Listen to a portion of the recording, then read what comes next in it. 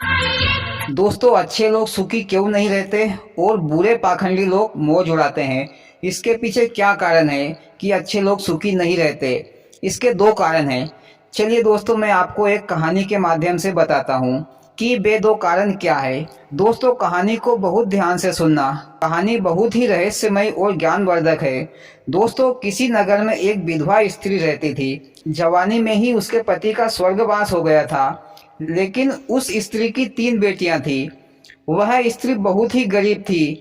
वह दिन रात लोगों के घर काम काज करके अपना तथा अपनी बच्चियों का पालन पोषण करती थी। लेकिन संयोगवश उसका भी अंतिम समय आ चुका था।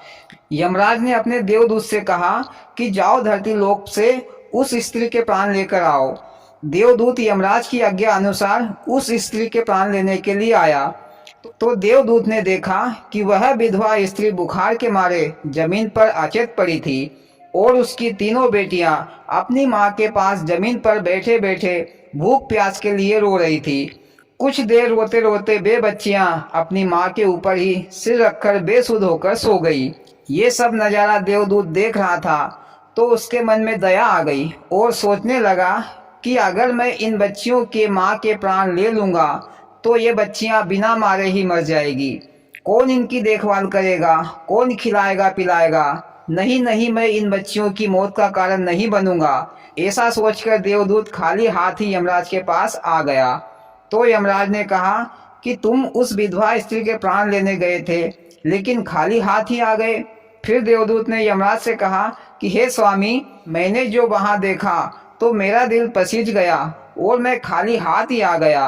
अगर आप भी मेरी जगह पर होते तो शायद आप भी खाली हाथ ही लौट आते। देवदूत की ये बातें सुनकर यमराज को क्रोध आया। यमराज ने कहा कि तुमने प्रकृति के नियम को तोड़ा है।